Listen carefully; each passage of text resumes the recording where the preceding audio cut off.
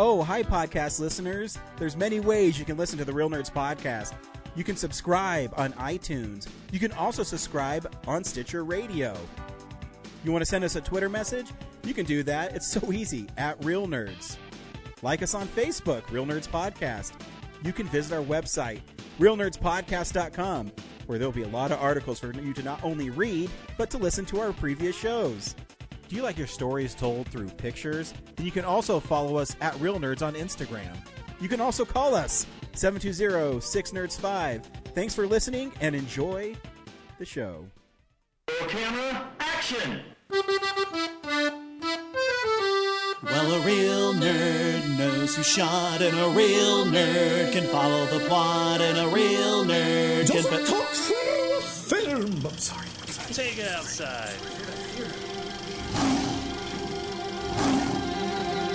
Well, a real nerd knows who shot, and a real nerd can follow the plot, and a real nerd will give it all they got. Lights, camera, action. Real nerds. Welcome to Real Nerds Podcast. We are the best podcast on the internet for movies, pretty much any podcast anywhere. I am Ryan, and I am joined, as always, by Brad. Oh boy, I can't wait to talk about Fast X. I know, it's going to be so cool. If you've never heard a Real Nerds Podcast, know that we tell you if we recommend the film or not, play the trailer, and then we spoil it. We also talk about The Legend of Zelda, Tears of the Kingdom this week, and stuff we've been watching. Just an all-around movie podcast. You know, it's what we do. It's what we love. Yep, I do love movies. We've been doing this for a very long time. So. Yeah, movies are like my comfort food. Like if I've had a long day or something, I can always put in a movie and it helps me escape. You know what I mean? I mean, before Tears of the Kingdom, that's all I thought about at the end of my day was like, I'm going to put something in to watch and then just fall asleep to it. Yeah. Yeah, I've been watching, I know this is a little off topic and we do what we've been watching, but I did got the Cheers on Blu-ray, and it's kind of fun going back and watching the shows that you watched on Nick at Night, you know? Oh, yeah. Yeah, I did a Cheers binge like in 2011 when it was on Netflix. Yeah, I remember you talking about it. It's funny. And, you know, it's just cool because I grew up on Nick at Night like you did, Brad, and you know, I used to stay up and watch Dick Van Dyke and Cheers and, man, the Batman, 66 show, just stuff. Then that's how I gained my love for classic TV and classic sitcoms.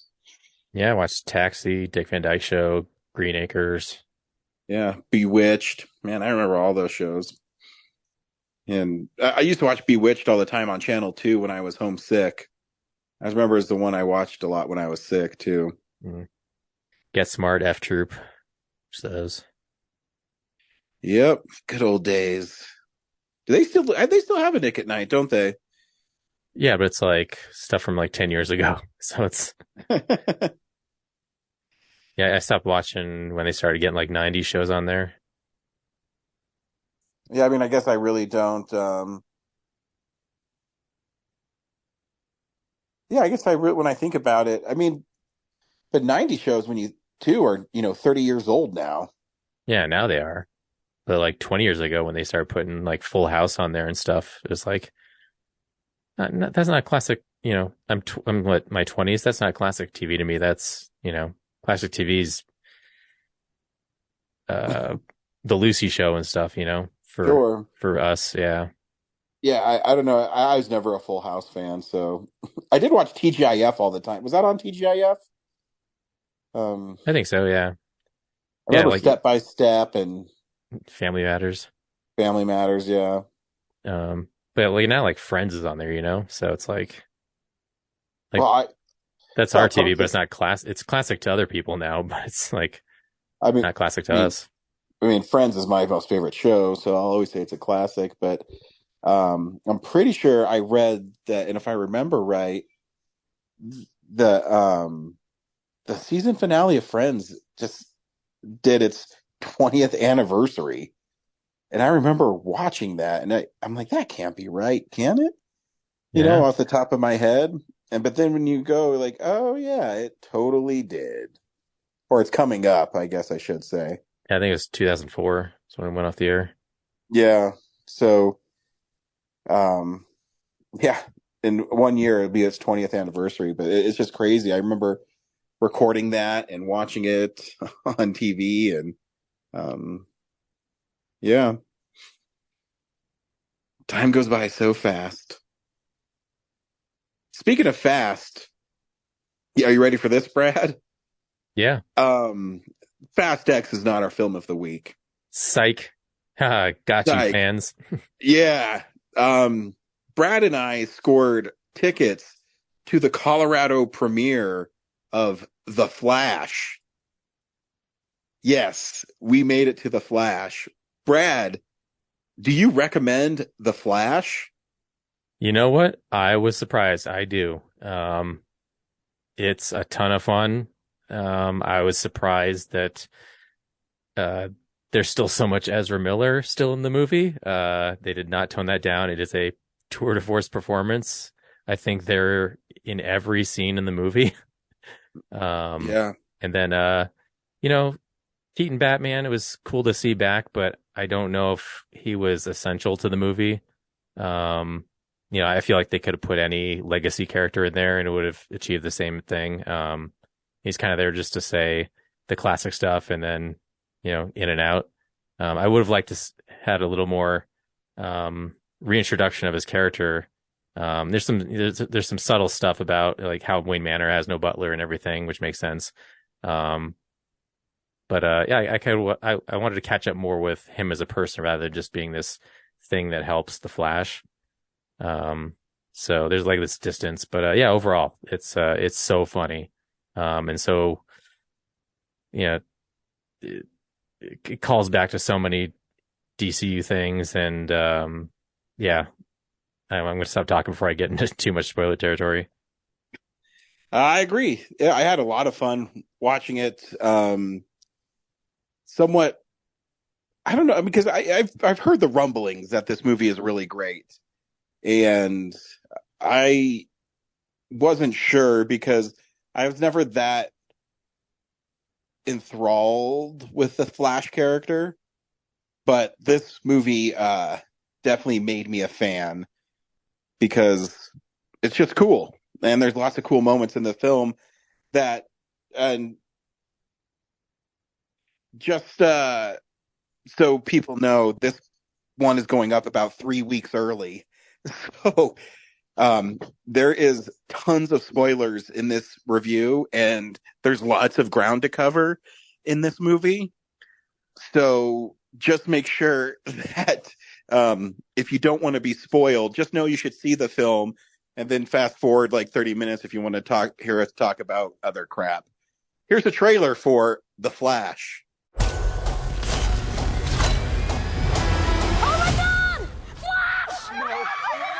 Hi. I love you. Thank you. Passing you into Mr. Wayne. No, please don't. I need you here now, Barry.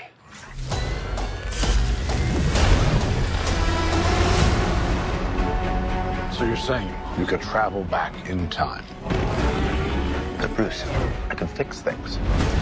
I can save people. I can save my mom. I can save your parents. You can also destroy everything. I love you, Mom. I love you too. So how was it this week? How's school? School was good. Oh, this is mad trippy. Dude, this is catastrophic. This world must die.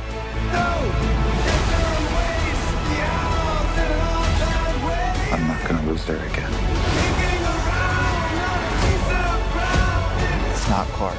My name is Kara. I will help you. Interesting group.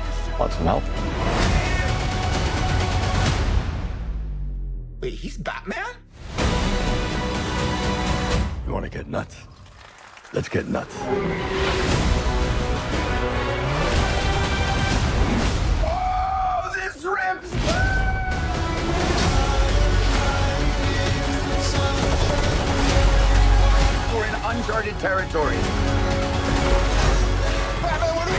We try not to die. Are you ready? Ready. Let's go.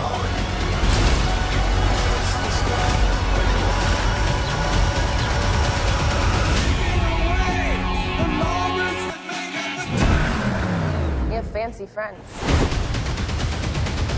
Yo, who's an Uber? Oh, exec.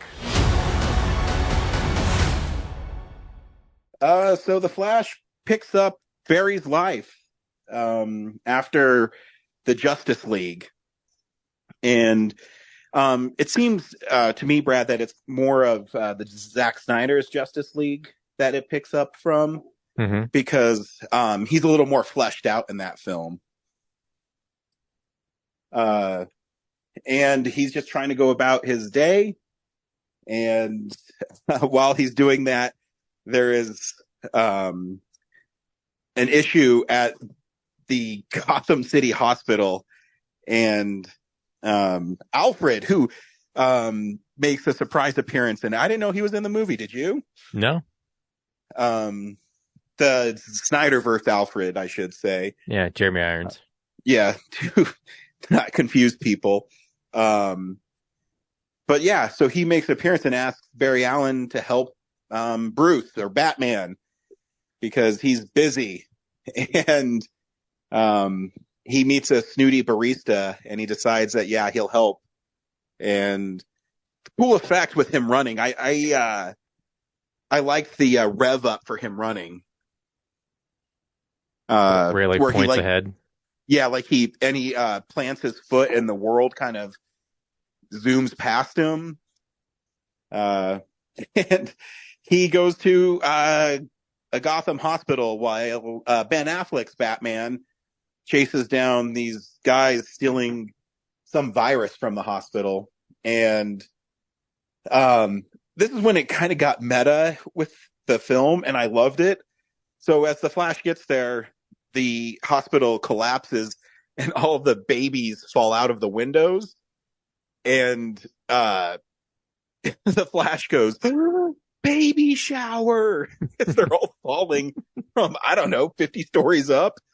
And what's cool about it, though, is it's kind of a cliche now in superhero films. I mean, Black Adam literally just did it, where it goes in really super slow-mo as the hero does, rescues people. But Yeah. I don't know, Brad, did you think it was just really fresh in this film? It just felt way more fun? I mean, I love the idea. It's twisted that they did a sequence where they're putting all these babies in peril, so that was pretty fun. Yeah. And then the way he rescues them with the microwave and assembling them all together. What I thought was super creative about it is you thought that he was just wasting time by eating a burrito. Yeah, because he has to recharge his energy. Yeah, and things like He can do that. But anything. he was actually doing it for a purpose. That I had a blast with. So yeah, it was fun. Yeah, and he ends up afterwards hanging out with Bruce. When he runs back, he realizes he can go backwards in time, and he asks Bruce. Go ahead, sorry. Yeah, I forget. I think he stopped off at his childhood home or something, and then he just kind of stumbled into finding out what the Speed Force is. Yeah, But although in Justice League, he did find out that he could go back in time because that's how he resets the finale. So I don't know why he's surprised that he. Although I guess in this version, he the Speed Force is this arena, I guess, where he can watch time progress. Yeah, kind of pick and choose where he's gonna, jump into time. Yeah. I don't know if I was so psyched on the visually. I wasn't blown away by the representation of that. It's the zoetrope effect. Yeah. And granted, I don't know if we said this cut is also unfinished, so there's a lot of unfinished CGI in the movie. So I can't tell if it's stylistic on purpose or a lot of stuff you see is just not done. Yeah. But yeah, like especially when it gets to the finale where there's like all these orbs and timelines and things. I was like, visually, it wasn't like, oh, it was like a little hard to look at. But Yeah, yeah. you know, So it didn't bother me because I just took it as it being stylized. I mean, it's super CG, yeah, but I didn't really have an issue with it. I just thought the floating orbs thing, like the orb zoetrope things, were just kind of like bland, you know, like they're just different Yeah. colors and stuff. I thought they could have done something a little cooler, but anyway, yeah. So he finds out that he can pick and choose where he wants to go and stuff, and he Yeah, gets into his head when he to. Hey, asks Bruce about it, you know, he thought that Batman would want him to save his parents, and you know, Bruce Wayne says, you know, the scars make us who we are, yeah, and basically telling him not to do it. and foreshadowing.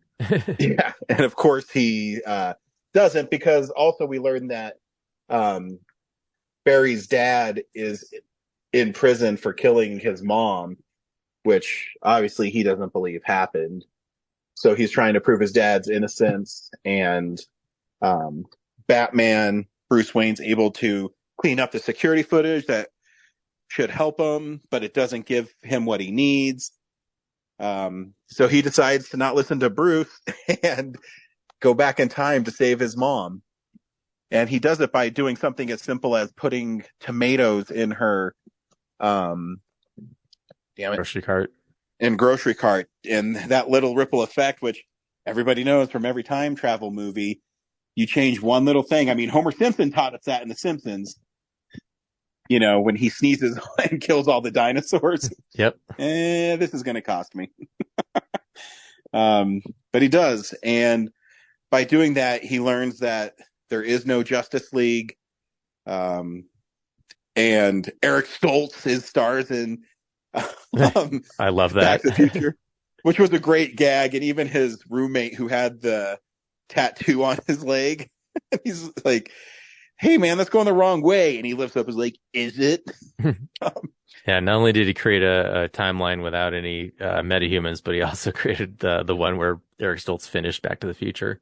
Yeah, that's a super deep cut of a joke. I mean, yeah, that's great. I don't know if everybody in the movie theater got it, but I definitely enjoyed it. It's brilliant.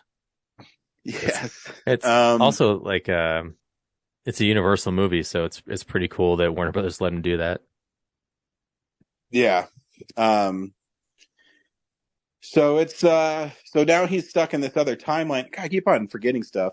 Yeah, but because he was knocked in that timeline by the Dark Flash. Yeah. And then when he's visiting his mom and everything's okay, then he runs into his other self. You know. Yeah. Martin McFly, George McFly style. Yeah. And when he does that, he gets sent back there, and he meets his self in that timeline, and he's way different. You know, he's kind of aloof. Yeah, he's like really happy-go-lucky because he hasn't had any trauma in his life yet. Yeah, and what's cool is Ezra Miller plays both those characters completely different. Mm-hmm. And, you know, one is just, he has no care in the world. His mom always takes care of him. His family's still together, and he doesn't have that burden that the Flash we know has. Yeah. And what's cool, the cool thing about that sequence too is like, so now we're kind of like in the middle of the movie, and like, this isn't supposed to be an origin movie, but that sequence allows them to make a powers origin for the Flash in the movie, because he has to relearn it by teaching himself what to do. I was like, oh man, that's amazing. Like, it's out of order, and yeah, because he learns that he has to get powers to this Flash, and so he sets it up by taking him to the Star Labs, and when he does that, he actually loses his powers. So he has to teach this irresponsible Flash how to be a superhero.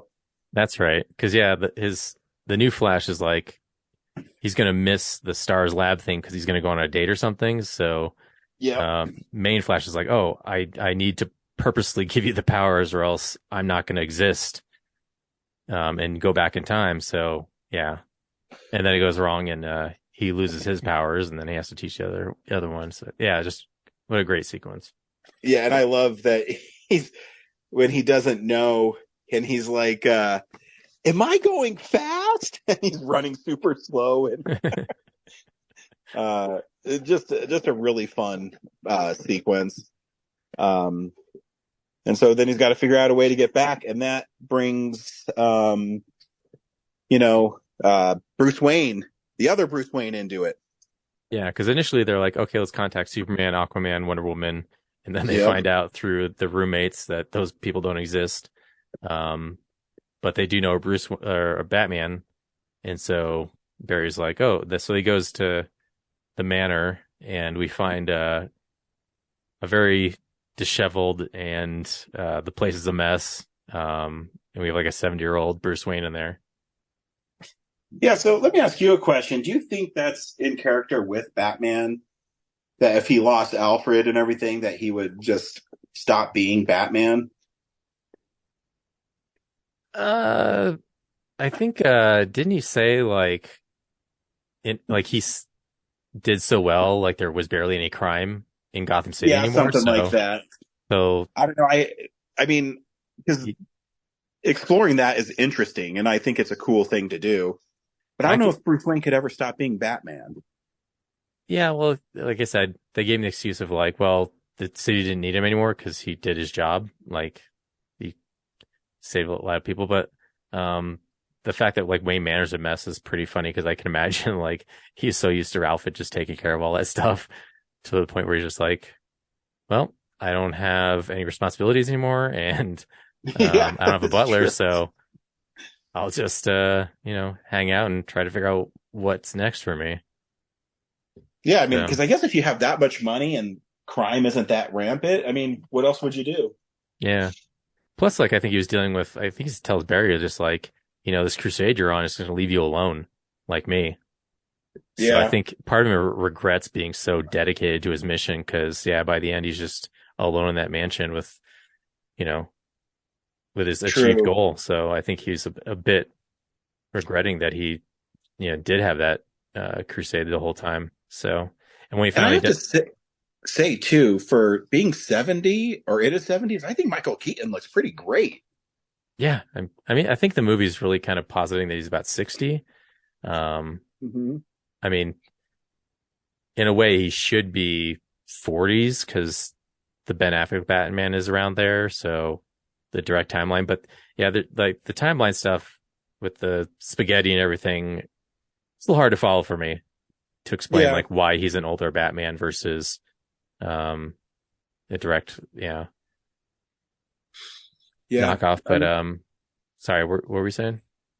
Oh no, I just think that I guess in the scheme of things, it's sometimes with time travel films you just let it go. Yeah, stop it. Yeah, just accept it. That's where we are. But yeah, like he once he learns that Barry's like out to save his own parents, like he kind of comes back into the fold and gets excited about being Batman. And like when they go to Russia and he does his like fight, obviously it's a stunt person and not Michael Keaton, but it's probably the best Batman fight for 89 Batman I've ever seen. Oh yeah, no, it was pretty awesome. Where he's taking all those dudes or I guess not hostage isn't the right word, but using them and throwing batarangs and because when you think about it, he should be like that because he's been Batman for so long. Even though he's older, he should be able to just annihilate fools. Yeah. But I guess we glossed over that they went to Russia because Wayne satellites picked up a ship that crashed into Earth, and they believe it's Superman because Zod has appeared with his what's his human drilling thing or terraform? The world engine. Yeah. Yeah, and he's going to kill everybody. What tipped them off to like searching for Superman? Because at the friend's apartment, they're like, "There's no Superman that exists." And then did they just watch? How do they get the tip that they had to go to Russia? I can't remember. Because at that point they're like, well, there's no Superman. Like, yeah. Like, Well, why I would... think it's because he goes to Bruce and he tells him that he's there because there's no one else exists, and he's using Bruce's satellites because if Zod is there, then he knows that Clark must be there because Zod would be looking for Clark. Okay. I think I have that right. Yeah, I forget that part. Yeah, it's just I guess because I saw it and there's so much going on in the movie. I don't remember exactly what tipped him off, but yeah. But it's cool. They go to Russia and they rescue who they think is going to be Kal-El, and it turns out to be Kara Zor-El. Yep. Yeah. For some reason, and like she's in a kryptonite spell, I guess. No, I think they're just keeping her from the sun is what happened. Oh. You can't power up. I thought there was a green tinge to the room, so that's why. Oh, maybe. I thought it was just because she couldn't get to the sun. So, but either way, she can't get out. Yeah, well, she's super emaciated. That's why I was like, oh, because I think, at night, Superman doesn't shrivel up, so. True. Yeah. I don't know. I guess I don't know Superman well enough. Yeah. But yeah, they rescue her, and Batman's a badass the whole time. Yeah, and her character is cool, too, Yeah, she doesn't like humans at all, initially. Yeah, and not being really in any other movies or having too much screen time in the grand scheme of things. I thought she was pretty fun. Yeah. I don't even know who that actress is. Yeah, me either. But yeah, her appearance is brief because, unfortunately,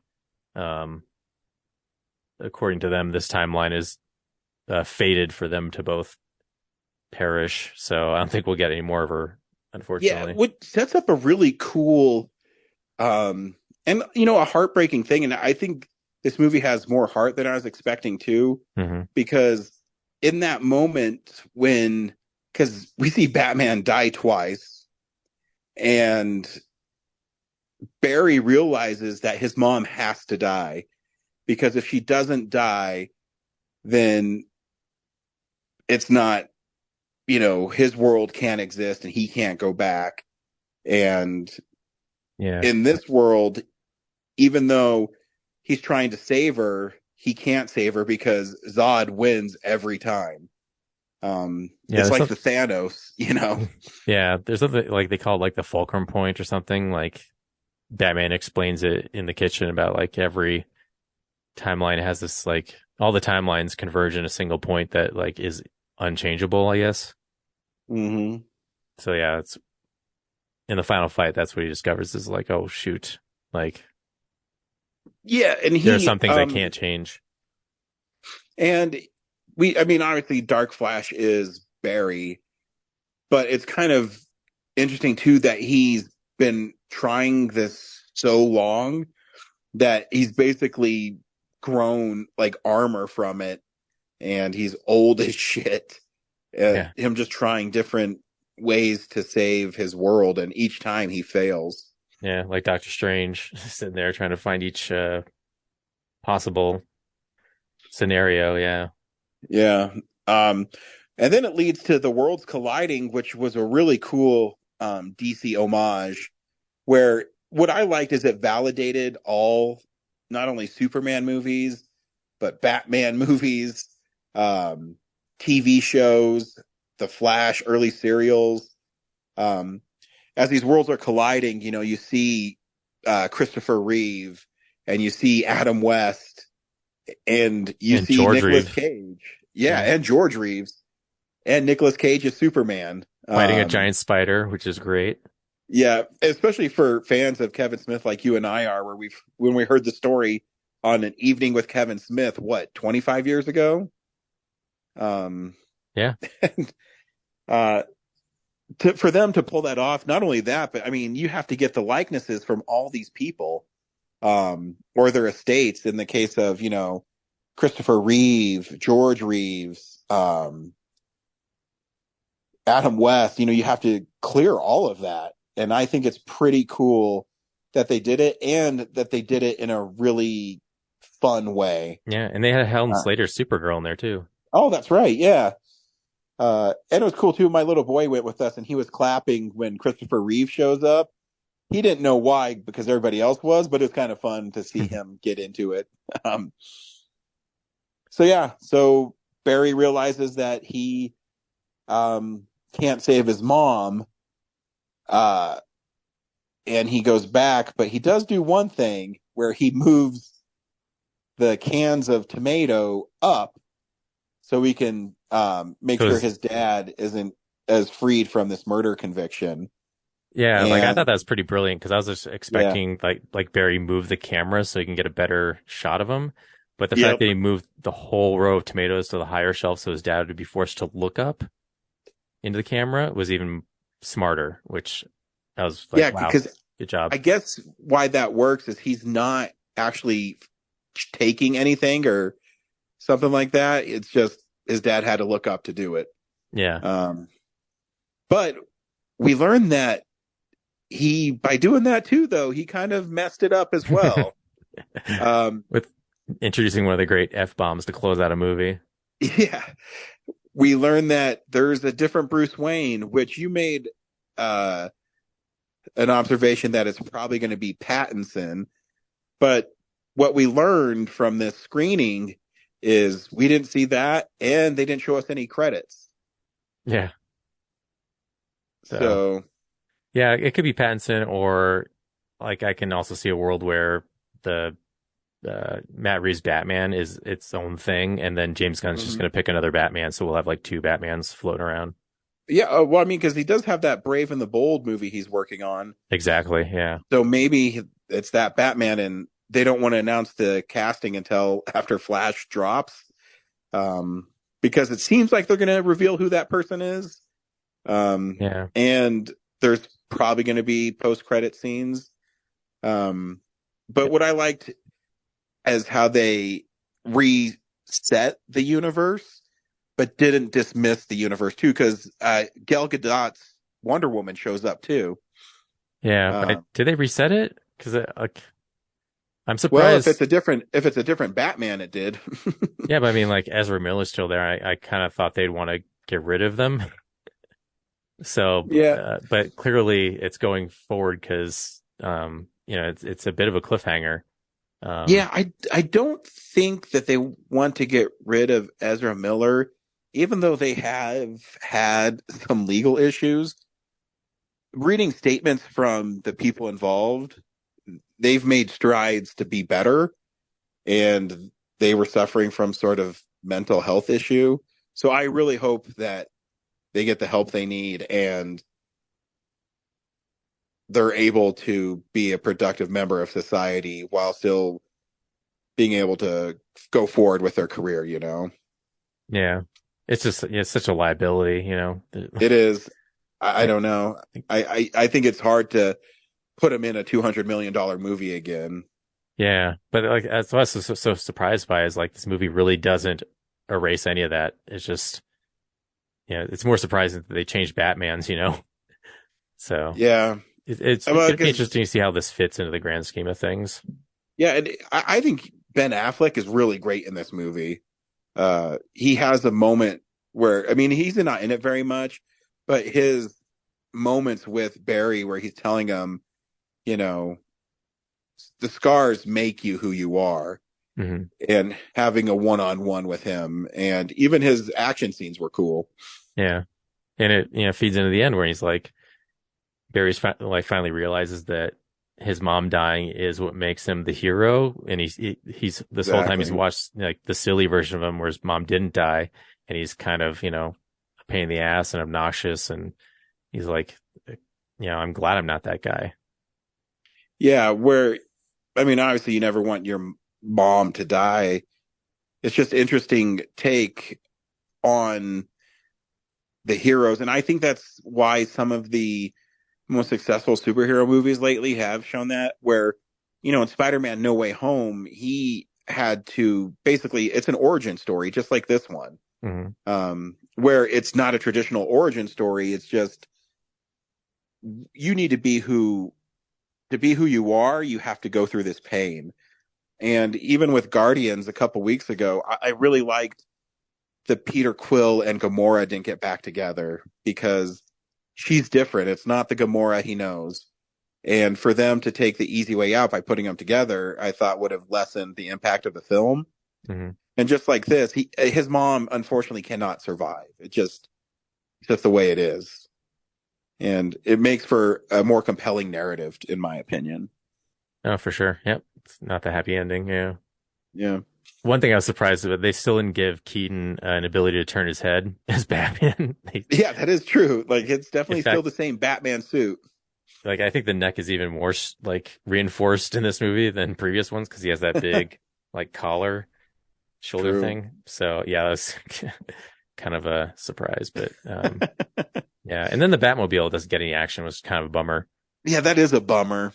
Yeah, the Batwing for because sure. It's so iconic, you know. Yeah. Yeah, he pulls the sheet off of it and like, cool, there it is, and then it's out of the movie. So yeah, we were super lucky to see that, and it was a lot of fun, and we got free popcorn included. Like, we got to see a great movie and free popcorn. Yeah, thanks, Warner Brothers. That was awesome.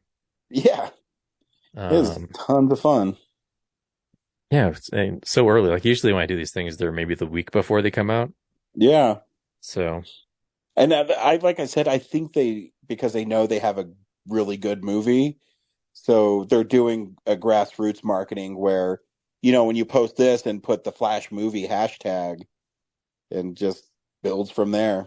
Yeah, and it's gonna be cool to, like, obviously we're gonna see it again, so we can see post credit stuff, and then kind of see how much better the CGI is gonna get. Yep. It was cool. It was cool to see like a Hollywood professional movie that's not finished for once, so I can kind of compare them later and see, like, you know, where they are at certain stages of the game. Because I know a lot of movies are being worked on up until like the week before they come out still, especially now they can do digital files. I mean, I read that they just finished Spider-Man Into the Spider-Verse. So, yeah, I mean, that comes out next week. Really cutting it close. But yeah, it's going to be cool to actually be able to compare. And for all I know, there might be like scenes that are rearranged or added or missing. And what's cool is we saw a movie that I do want to see again. So they did their job. I like, even if it was a crappy movie, you know, like Catwoman, I wouldn't care if there was extra credit scenes, you know? Yeah. But I would still be curious about the differences, but yeah, like I wouldn't be in a rush to go check it out. Yeah, this one I really want to see it again. I want to see all the stuff I missed, and just experience the film again. Yeah, it'll probably be something I watch a couple times in theaters because yeah, it's so much fun.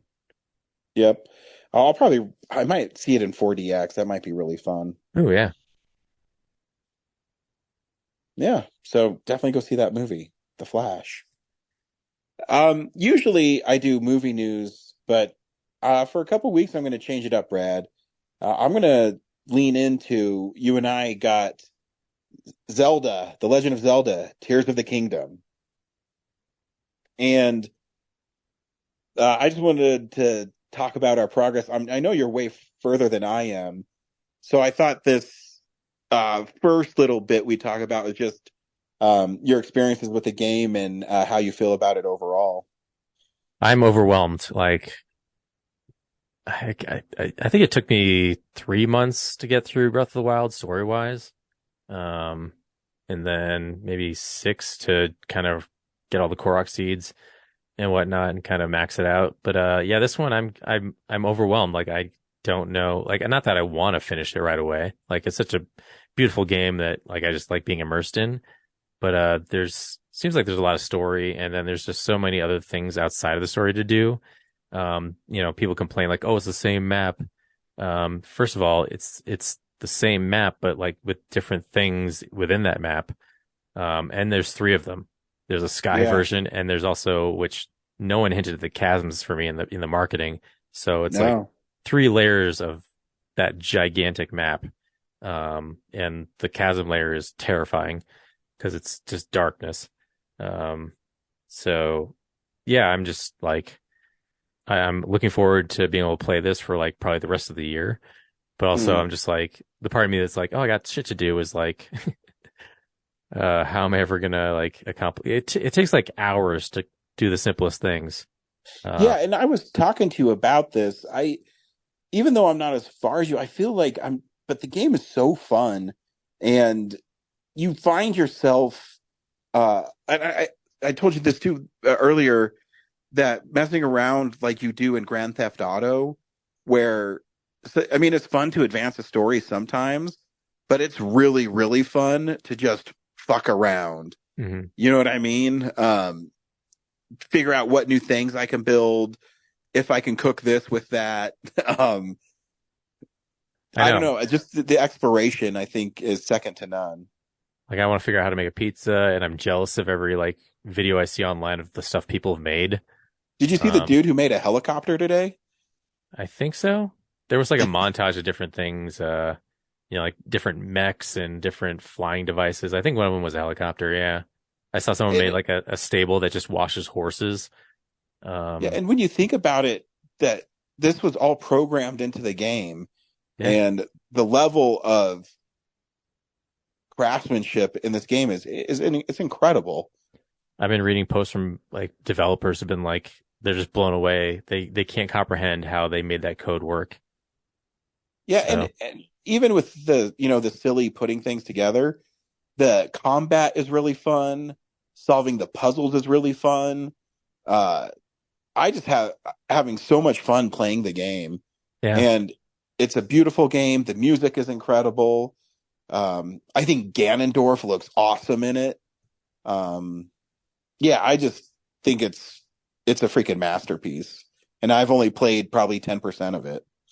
I know, like for years, my favorite Zelda game was always Ocarina of Time, and then Breath of the Wild comes out, and I'm just like, oh man, if there's a game that could unseat that throne, it would be Breath of the Wild. And now I've got Tears of the Kingdom, which is almost like Breath of the Wild on steroids. I'm just like, oh wow. But yeah, my favorite part of the game is just, getting in and then getting distracted by something and then just rediscovering that map and all those places and how they look different now. Yeah.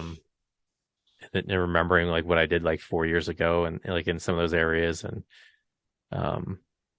yeah, it's incredible. Yeah. And it's what's cool is, we talked about this. I don't know if it's on a podcast or just in talking to you, that I'm cool with Nintendo taking this long to make sequels to games if they make them this great.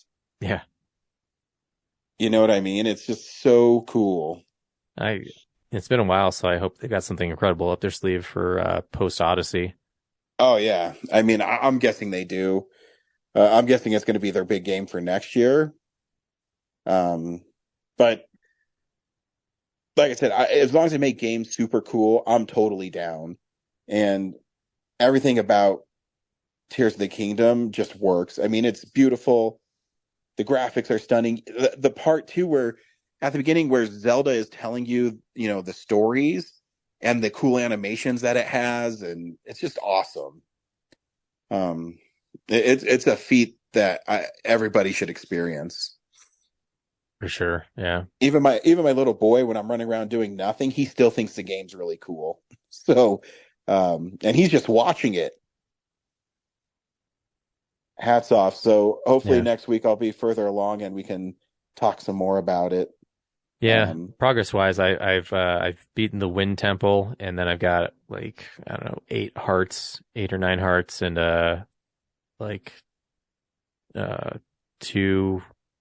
or 1.5, maybe 1 3/4 of a stamina bar. So that's where I'm at. Yep, way further than me. I have 1 more heart. I think I have like 40 Korok seeds. Yeah, 4. You start digging into some reclusive places, my friend. Yeah, I know. I gotta start. I gotta stop just messing around. I might actually start going through more temples and things like that. Yeah, I'm one of those players who like has to explore every nook and cranny. Like whenever I'm in a forest, I'm always on top of the trees looking for like stones that are Koroks. Yeah, I know. I have a bad habit in games I love.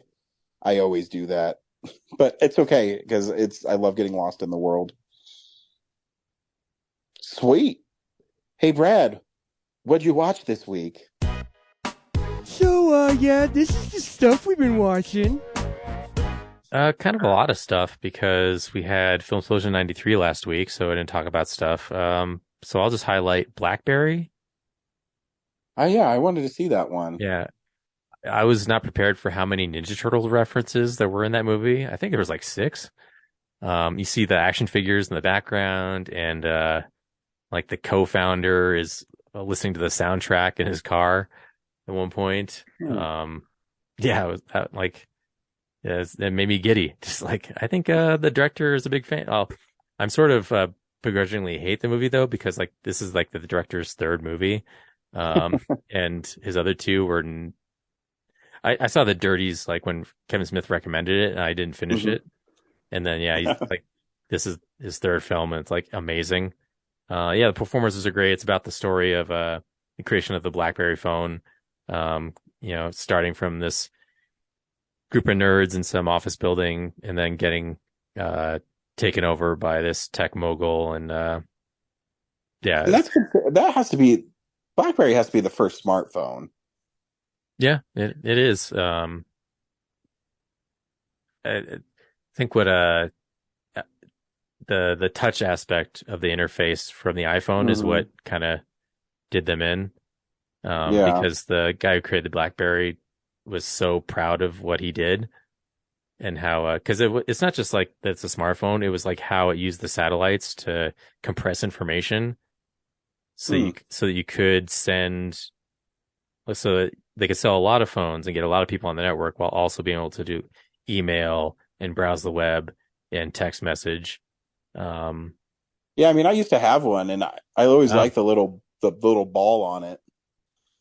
Yeah, when the iPhone comes out, the designer's like, he's being forced to make the touchscreen, but he thinks it's stupid. And then then I think it's called the BlackBerry Storm. Like the click thing is built into the screen because you can't imagine a world where you don't have that like satisfying click to the keyboard. So, but yeah, it's a fascinating watch. Like, for something as mundane as like cell phone creation and tech jargon, it's pretty fun movie. Cool. Yeah, and then I also watched The Gray Man, which is the Russo brothers movie with Ryan Gosling and Captain America and Chris Evans, and then what's her name? I'm just drawing a blank on her. Yeah, I was going to watch that the other day, and I don't know why I didn't. But yeah, I've heard a lot of like negative things about it online, but I watched it. I thought it was fun. I thought the dialogue was really clever. It's just about it's the typical, special agent who gets burned by his own organization and then has to, take down the guys trying to keep him down. Anna de Armas, yeah. But yeah, it's just how they go about it.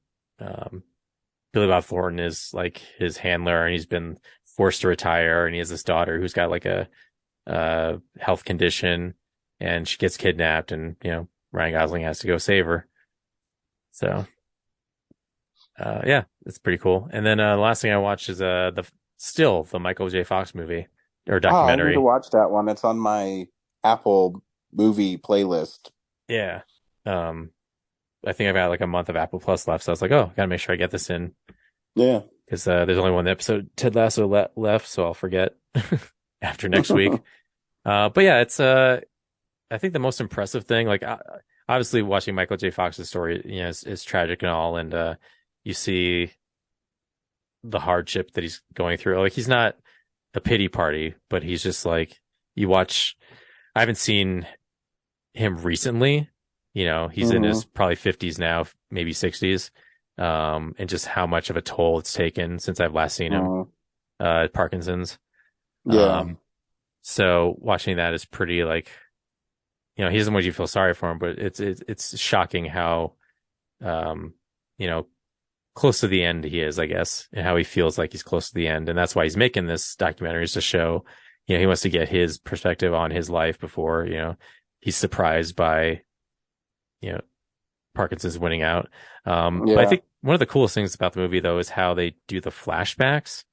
How like it's an editing marvel how they have footage from the movies he's been in, but they also have reenactments of it. Um, and how it blends into the actual movies that they're dovetailing into.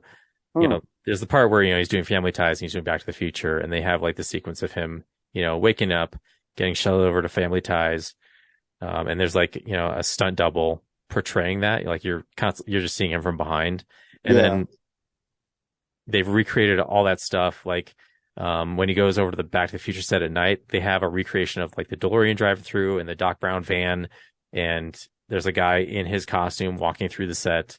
Like, wow, they really went all out to recreate this in that mall parking lot. And that happens a couple times throughout different phases of his career.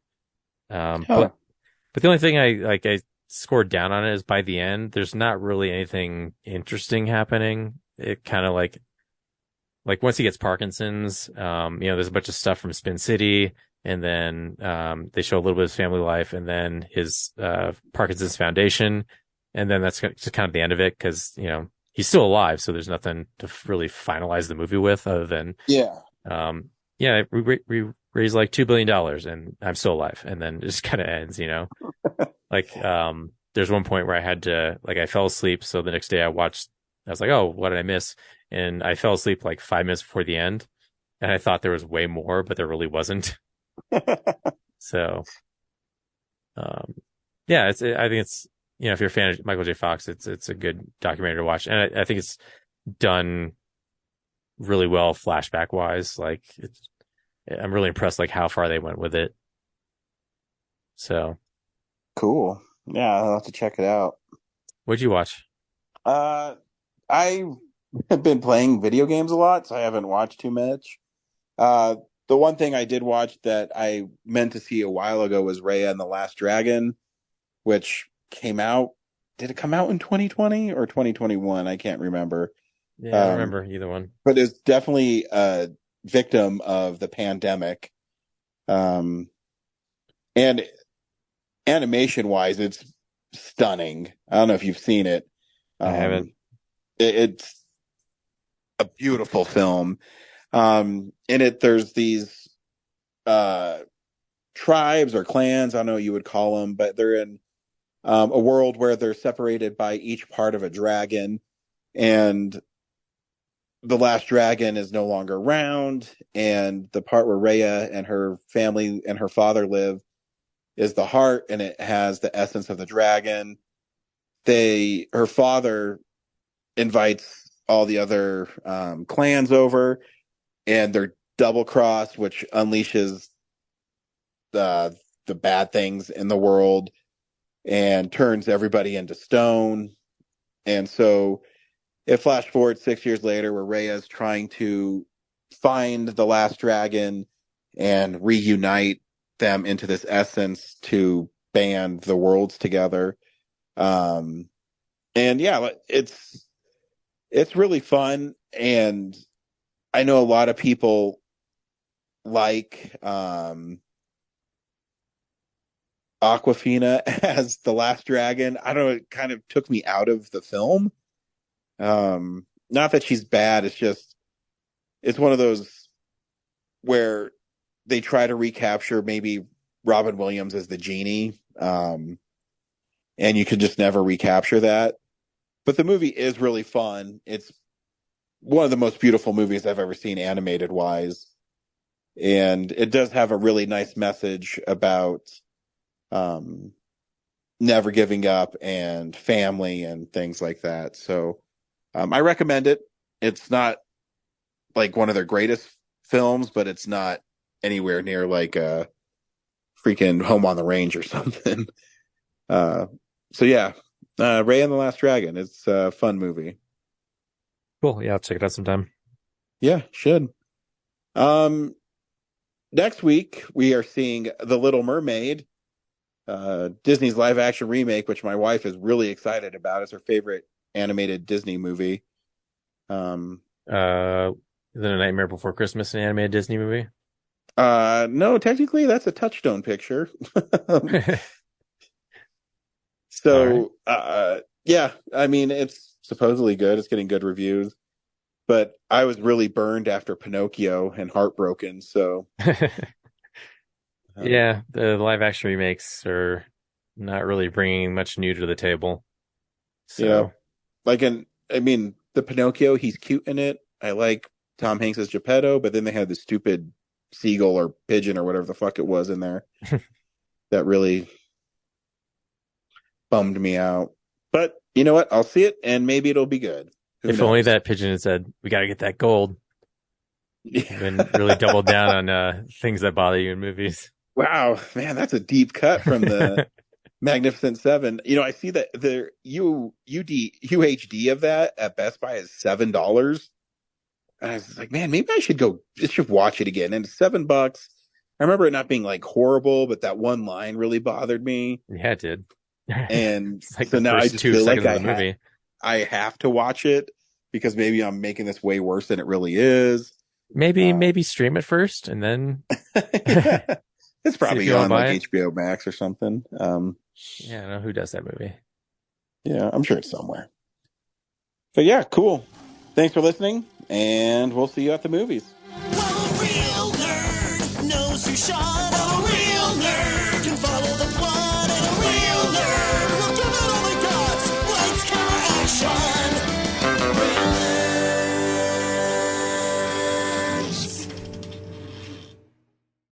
Thanks for listening to Real Nerds Podcast, a Nebulous Visions production. Stream or download episodes, read articles at realnerdspodcast.com. Stream us on Apple or Google Podcast, Stitcher, Spotify, or iHeartRadio. Follow us on Facebook, Real Nerds Podcast. Twitter and Instagram at Real Nerds. Watch us on YouTube, Real Nerds Podcast. Email us at realnerds@gmail.com. Call us at 720-6nerds5. Thank you to Sparks Mandrill, Mike at Plan 9 Studios, and Bolognium for all of our groovy theme songs. And that's how you fucking do it!